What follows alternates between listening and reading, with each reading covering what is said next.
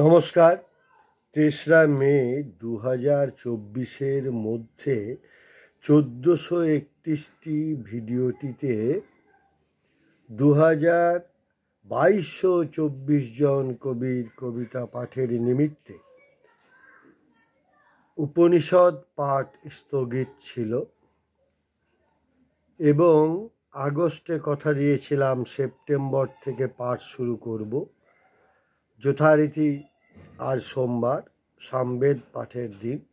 আজ থেকে শুরু হলো উপনিষদ পাঠও এবং অন্যান্য কবিতার পাঠ যথারীতি থাকবে।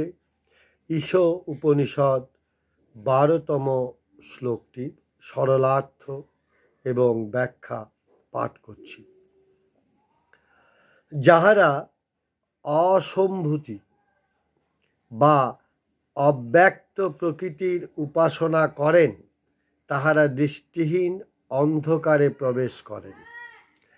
যাহারা কেবল সম্ভূতি অর্থাৎ প্রকৃতি হইতে জাত হিরণ্যগর্ভ বা কার্যব্রহ্মের উপাসনা করেন তাহারা আরও অধিক অন্ধকারময় দেশে গমন করেন। যেখানে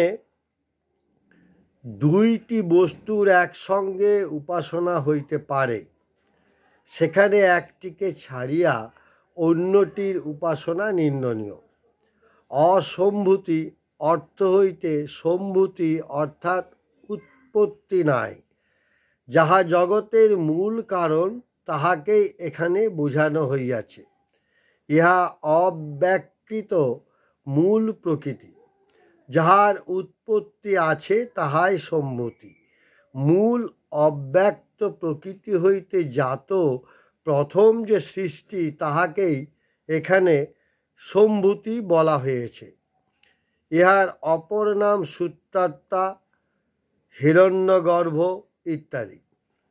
যে ব্যক্তি অজ্ঞানাত্মিকা, জীবের কামকর্মের বীজভূত আদর্শনাত্মিকা মূল প্রকৃতির পৃথকভাবে উপাসনা করে সে তদনুরূপ অদর্শনাত্মক অন্ধকারময় লোকে প্রবেশ করে।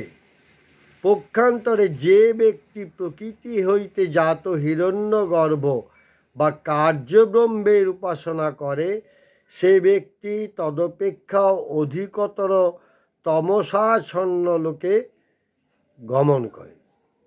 পড়লাম ঈশ উপনিষদের ১২তম